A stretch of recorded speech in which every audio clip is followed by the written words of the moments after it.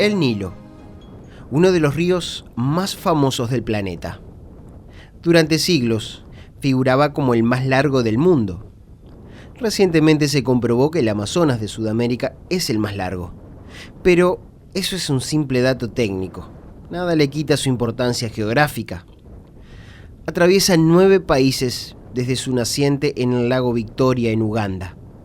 A su vez, este lago está en territorio de Tanzania y Kenia, por lo que si consideramos las nacientes del lago Victoria como parte del Nilo, se completan los 6.853 kilómetros de recorrido hasta su desembocadura en el Mediterráneo.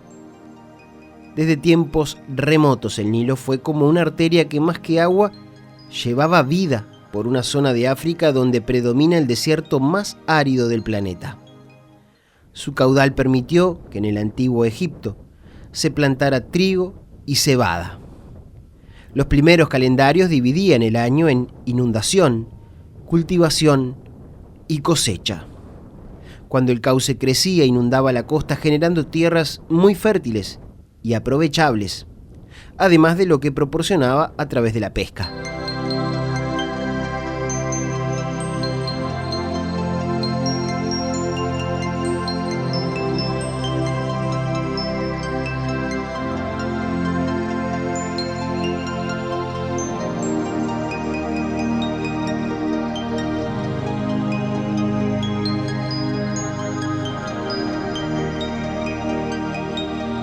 Todos los sitios importantes del antiguo Egipto están cerca de la ribera del Nilo, lo que ejemplifica claramente su importancia, a lo que le sumamos que la capital, El Cairo, fue creciendo y desarrollándose hacia ambas márgenes.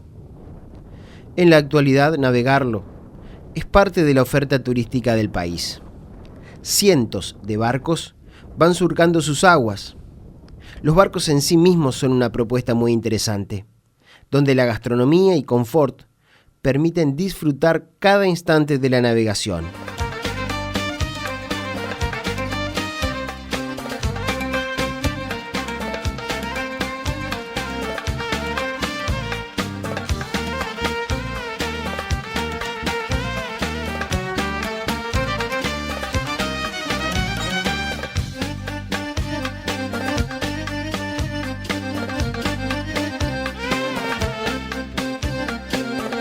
En esta oportunidad arribamos a la ciudad de Komombo, ubicación estratégica en la que 200 años antes de Cristo se comenzó a construir el templo que hoy visitan los turistas. Estas ruinas pertenecen a lo que fue un templo que se construyó para adorar al dios Sobek, el dios cocodrilo. Lo que queda del templo muestra lo imponente que fue. Lo que no deja de sorprenderme es lo cerca que podemos estar de estas estructuras. No hay límite para el contacto que se quiera tener con ellas. Una de las cosas que más me ha llamado la atención en esta visita por lugares de Egipto es la interacción que uno puede tener en cada uno de los espacios que se visitan, como por ejemplo el templo en el que me encuentro en estos momentos. Estoy sentado sobre las piedras originales con las que fue construido. Es algo que no se da en todos los lugares de esta característica, en todos los sitios que tienen un valor histórico tan importante como este. Aquí, sin duda que estas cosas se transforman en un valor agregado de los paseos guiados.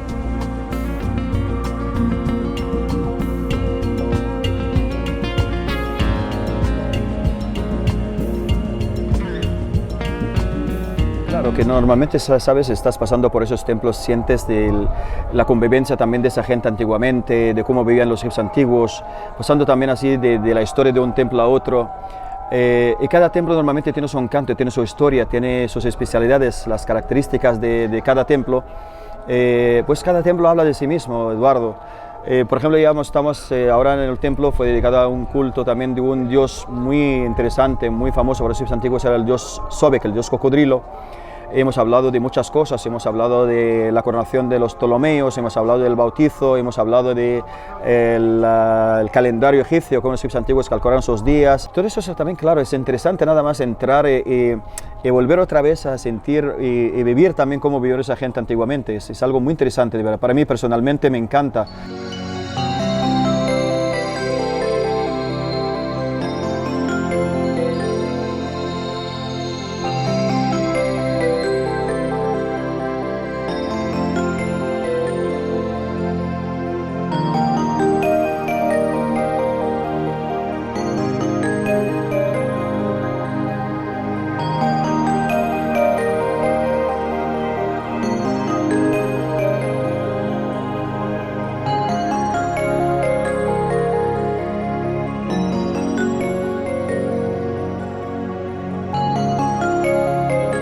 Por la noche, con el barco atracado frente a la rambla, pude ver algo de las costumbres locales.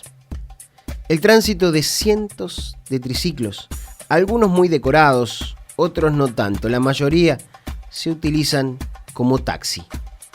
Los musulmanes no toman alcohol, pero la pasan bien. Pasarla bien es estar tranquilo en un bar tomando té y fumando, de la forma típica, o juntándose en una camioneta con parlantes para salir a dar vueltas. Un párrafo aparte para la celebración del casamiento.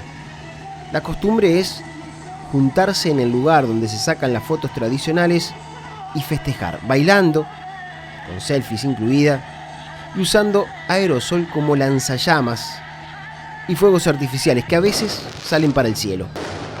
Luego, caravana, para un lado y para el otro. Por sus caras, parecen disfrutarlo.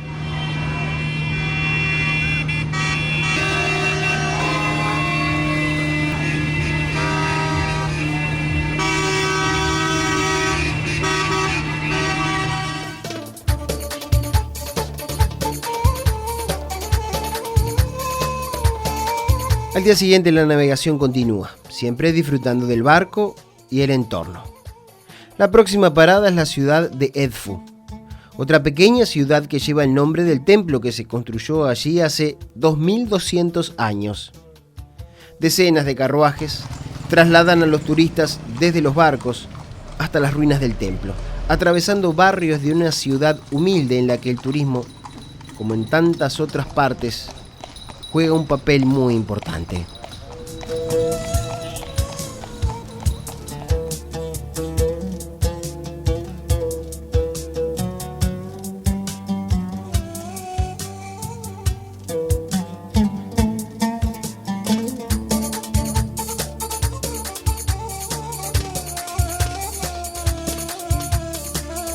El templo de Edfu es otra muestra concreta que los faraones, sus arquitectos y dibujantes usaban las estructuras para plasmar sus creencias religiosas, con imágenes, inscripciones y escrituras que narran historias de amor y desencuentros mitológicos entre los dioses y diosas que ellos veneraban. Este lugar, como tantos otros, llegó a estar cubierto casi completamente por la arena del desierto. Fue recién en 1860, cuando el francés Auguste Mariette llegó en una expedición a estas tierras y comenzó a trabajar para recuperar los edificios sepultados por la naturaleza. Egipto le debe a Mariette la recuperación de muchos lugares importantes del período faraónico. Mariette le debe a Egipto que hoy algunos de esos tesoros estén en otros países europeos.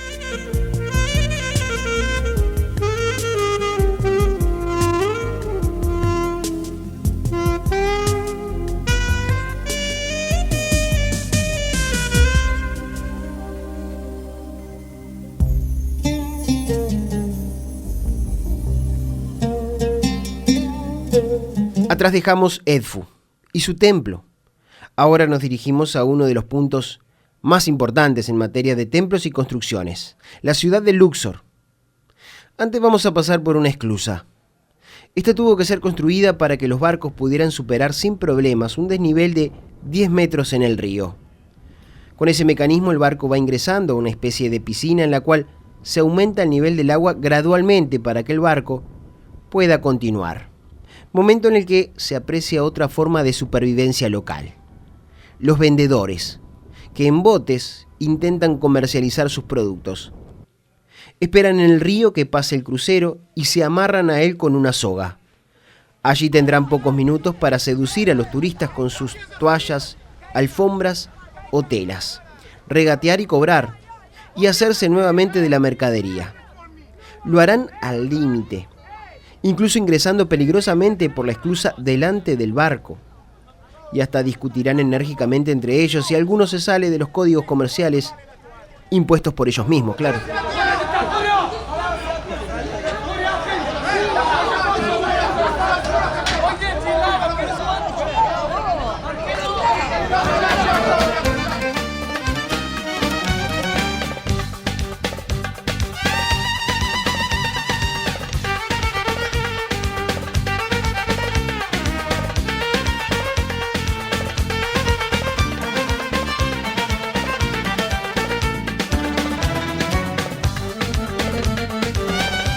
Dentro del circuito turístico, Luxor es uno de los puntos más destacados, por sus templos, que son de los más influyentes en la cultura egipcia, y por el Valle de los Reyes, sitio donde fueron enterrados varios faraones. El templo de Karnak es una pieza de incalculable valor histórico, considerado como uno de los primeros edificios religiosos de la humanidad. A diferencia de otros templos, este fue construido durante miles de años por decenas de faraones que lo iban ampliando y remodelando a su gusto. De estructuras magníficas por todas partes, ya sean imágenes sagradas como en las columnas que sostenían el edificio.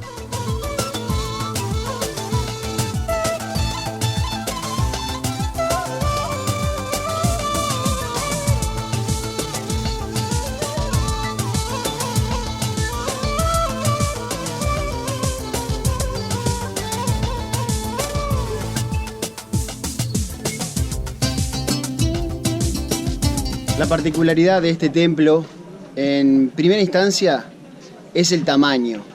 Y otra de las cosas que también llama poderosamente la atención es el tiempo que demandaba poder construir, o por lo menos que este lugar haya llegado a su forma final. Alrededor de 2000 años. Eso resulta tan impresionante como lo que ha quedado de esa estructura.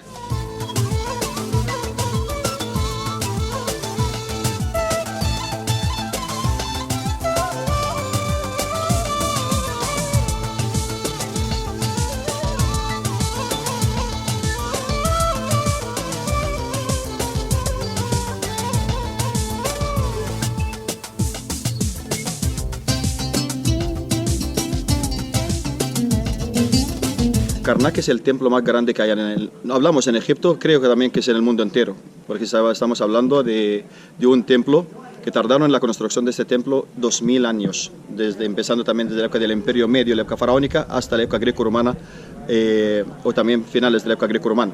También estamos hablando pasando también por muchas cosas, de una sala que contiene aproximadamente 134 columnas, por eso llaman los egiptólogos el bosque de las columnas, y hay muchos faraones, estamos hablando de muchos faraones pasaron por este templo, dejaron sus huellas en todas partes, hablamos de Ramsés II, Amenofis III, hablamos de Seti I, muchos faraones de verdad han pasado y dejaron también sus huellas en todas partes de este templo. ¿Era algo normal que los faraones comenzaran la construcción de un templo sabiendo que quizás ellos no lo iban a terminar, ¿no? Por lo que demandaban en tiempo, en años? Exactamente, porque estás hablando, mientras que estamos hablando de un templo de este tamaño, de tal tamaño como el templo de Karnak, pues sí, efectivamente, que uno que lo va haciendo, dedicando una sala, otro dedicando una pared, pero eso efectivamente sí, no sabían efectivamente que lo van a acabar o no lo van a acabar, por eso venían los sucesores de esos faraones a continuar lo que hacía un faraón anterior.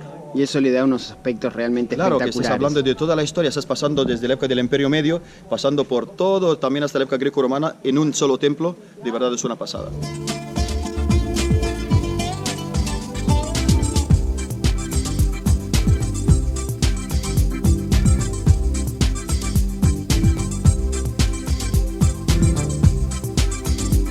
El tamaño impresiona, la antigüedad sorprende. Esto moviliza a cualquiera. Habrá quienes lo exterioricen más o menos, pero la sensación de estar aquí es única.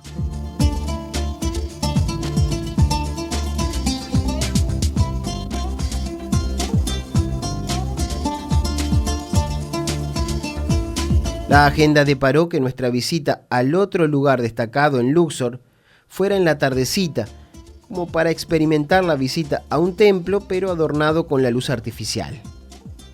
Este es el templo de Luxor, conectado al de Karnak. Sus gigantescas imágenes y diferentes partes que lo integran son patrimonio de la humanidad desde fines del siglo XX. Colosal edificio que, si lo que quería era impresionar a los egipcios de la época en la que lo construyeron, seguramente cumplía con el cometido.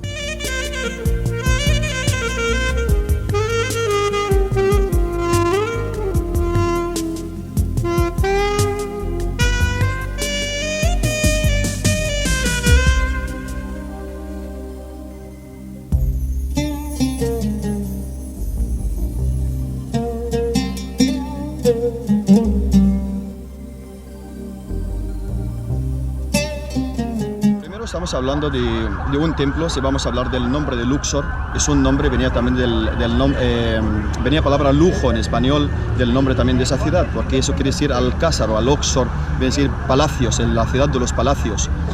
Y también hablamos de un templo conocido por uno de los grandes faraones, uno de los más potentes que jamás ha tenido también la historia faraónica, es Amenofis, o era Amenofis III. Nada más, cuando he quedado también para hacerlo de noche, para que por lo menos la gente que disfrute el paisaje, también esa preciosidad que estamos viendo, en las columnas de noche, todo iluminado como estamos viendo, de verdad es una pasada, una preciosidad ver el templo de otra manera totalmente diferente.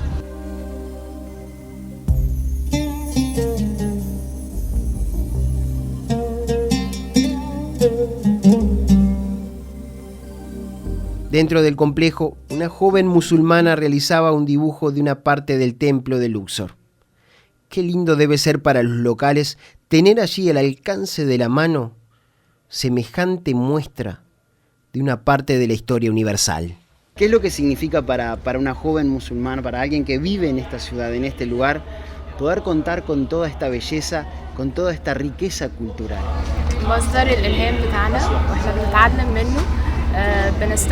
Mira, Eduardo, normalmente que está diciendo ahora que mientras es un artista que también está dibujando también todo lo que está viendo por aquí, dice que es el inicio normalmente del arte fue en el arte egipcio antiguo, de eso le hemos hablado siempre. Por eso la inspiración, todo también a lo que está viendo, también eso es lo que le da efectivamente las ganas de representarlo también en un dibujo. Y porque es el arte, es el inicio del arte egipcio, eso también claro que el inicio de todo el arte también que hay en el mundo.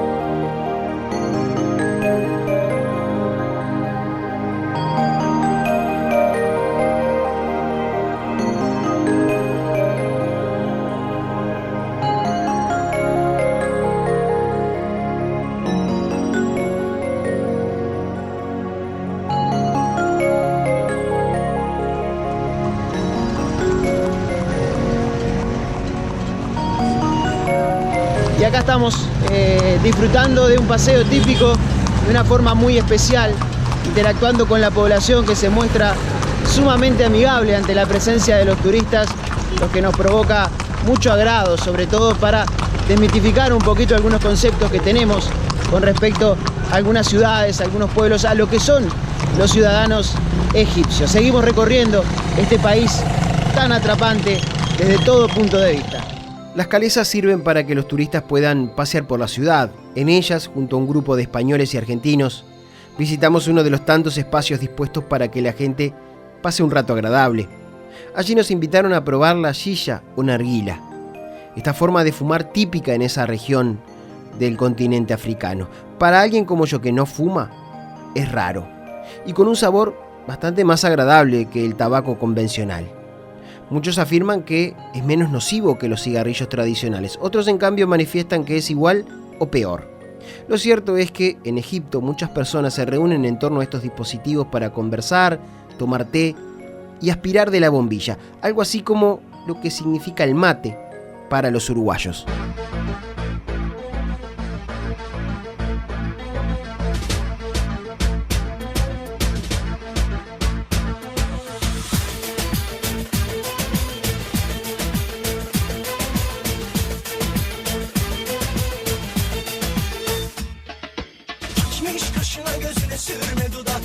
Un nuevo día en Egipto, un nuevo destino, aunque seguimos en Luxor. Lo que hoy veremos es el Valle de los Reyes, ni más ni menos que el lugar donde se construyeron cuevas en la montaña del desierto como tumba para los faraones, reinas y príncipes. Pero no eran tumbas cualquiera, eran obras de arte a modo de galerías subterráneas en cuyo final se depositaban los cuerpos momificados. En la ladera de una montaña a pocos kilómetros del Nilo, Tutmosis I fue el faraón que cambió la modalidad de construcción de su tumba. En el año 1500 a.C. ordenó cavar una galería en la montaña para que su cuerpo reposara en un sitio discreto. Aunque de discreto no tenía mucho. Esas galerías eran decoradas con pinturas, dibujos y jeroglíficos con una perfección y delicadeza que cuesta entender cómo lo lograban en ese entonces, en condiciones sumamente duras en materia de clima y comodidades. solo iluminar las cuevas para decorarlas debe haber sido una odisea. El tiempo y la naturaleza sepultaron bajo la arena la mayoría de estas tumbas. En 1799, Napoleón, en una expedición a esa zona, documentó varias galerías con sarcófagos en su interior. Durante fines del siglo XIX y comienzos del siglo XX, se vivió una verdadera competencia de arqueólogos en procura de hallar estas tumbas sagradas, habiendo localizado varias de ellas. Sin duda alguna, el hallazgo más significativo y relevante para la historia de la egiptología fue el realizado por Howard Carter, un inglés que trabajó años buscando tumbas sin éxito. Casi una década de intentos y habiendo agotado los recursos económicos de quienes patrocinaban sus trabajos, estaba decidido a desistir, pero tropezó con una piedra, literalmente hablando. Caído en el piso, le pareció que la roca que lo había hecho caer era diferente. Y vaya si lo era. Se trataba de un trozo de roca que formaba parte de la escalera por la cual se llegaba a la tumba de Tutankamón. Ese era un faraón que dentro de las dinastías del antiguo Egipto poca importancia pudo haber tenido, ya que murió tan solo con 18 años. Lo que lo popularizó fue que Carter encontró dentro de la tumba un tesoro como nunca antes se había encontrado, o al menos del que no se tenía conocimiento. Tutankamón fue enterrado con muchas cosas de incalculable valor económico, sobre todo por las piezas de oro, pero de un valor superlativo históricamente hablando. Sus pertenencias y ofrendas abarcan casi todo un piso del Museo del Cairo.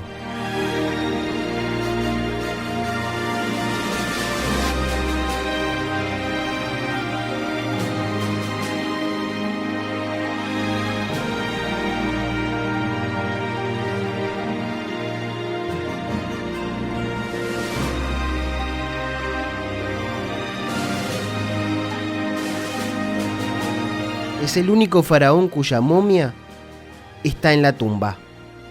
Todos los otros fueron trasladados al Museo del Cairo, pero la del joven faraón, cuando intentaron trasladarla, comenzó a desarmarse, por lo que decidieron dejarla allí. Hoy es uno de los sitios de todo Egipto más requerido para visitar.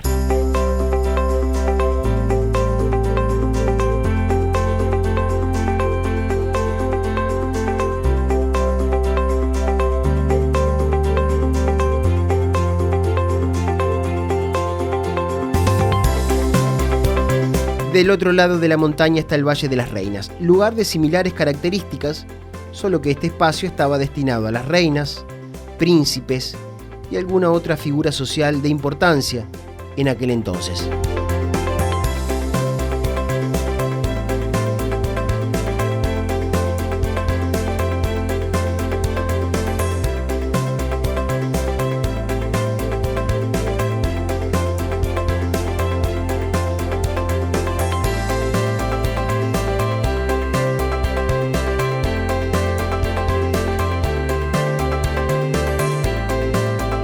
Podríamos, según lo que he estado interpretando en esta mañana, podríamos decir que los egipcios en determinado momento cambiaron un poco su forma de rendir culto y homenaje a los faraones y a las familias, ¿no? Porque pasamos de las pirámides totalmente expuestas y llamativas desde muy lejos a estos lugares que están como un poco más discretos y pasan más desapercibidos en el paisaje, ¿no? Exactamente. ¿Por qué la gente han cambiado? Porque antes que desde empezaron a hacer sus tumbas, hemos quedado que empezaron por unas tumbas subterráneas, luego unas mastabas, luego una pirámide escalonada y al final pirámide completa.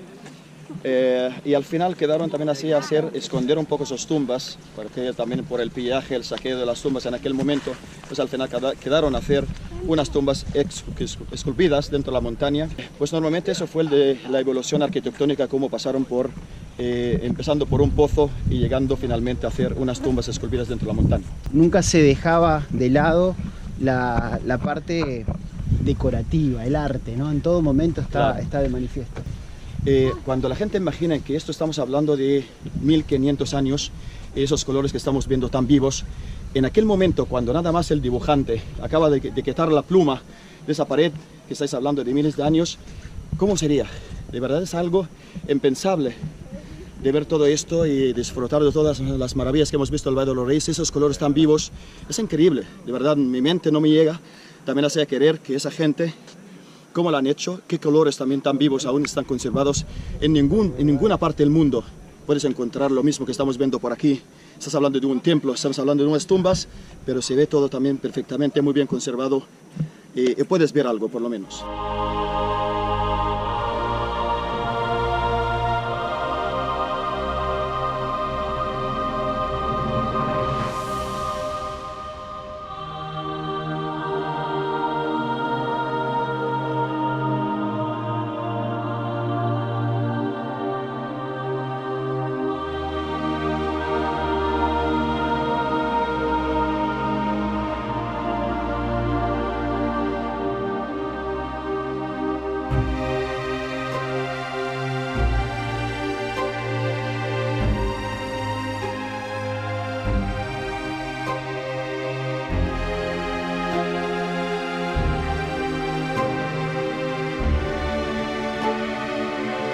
Para quienes visitan Egipto, hay algo que es fundamental: contratar servicios serios de compañía y guías.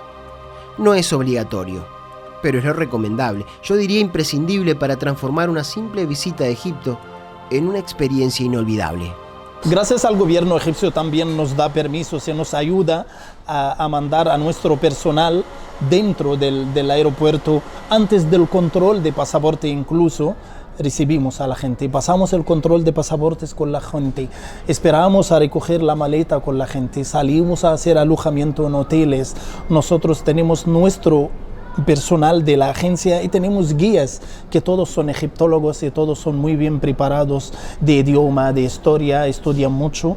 En cada ciudad de las ciudades que habéis visitado tenemos gente, tenemos oficina en Luxor, tenemos oficina en Asuán, tenemos oficina en Hurghada, en Sharm el Sheikh también tenemos oficina, así que nuestro personal siempre está con la gente y está siempre para ayudar.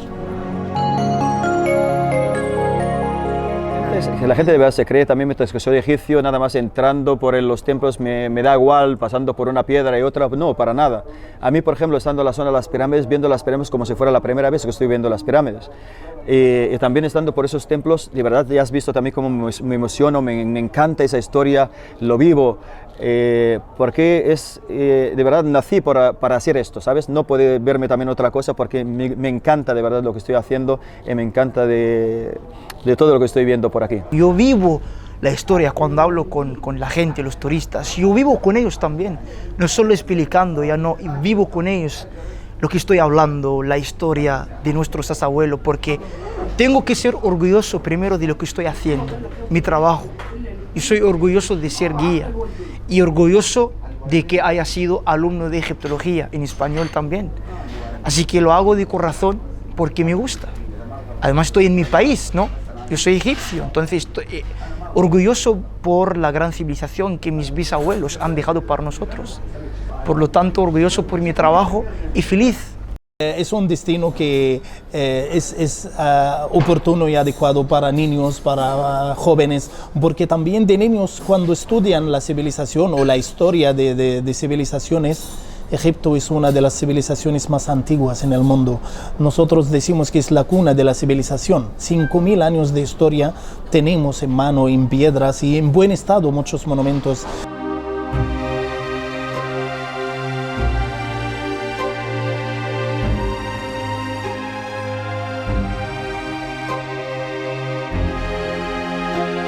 Egipto es la tierra de los misterios y lo seguirá siendo por mucho tiempo. Solo un 30% del valor que hay bajo las arenas del desierto es lo que hoy apreciamos a modo de monumentos o hallazgos arqueológicos. Es la tierra de la fuerza de un pueblo que lucha para salir adelante. Hombres y mujeres como cualquiera cuyas familias hacen lo posible por vivir dignamente. El turismo es un motor muy importante para la economía, industria que lamentablemente, como en otras partes del mundo, se ha visto afectada por la actitud de unos pocos. Estando aquí, no tengo dudas que este país va a salir adelante. ¿O acaso no fueron egipcios los que construyeron las pirámides? ¿No fueron egipcios los que desarrollaron pueblos y ciudades en el desierto más incómodo del planeta desde hace milenios? No hay duda que es una sociedad capaz de salir adelante como sea. No podemos olvidar que esto es Egipto, tierra de faraones.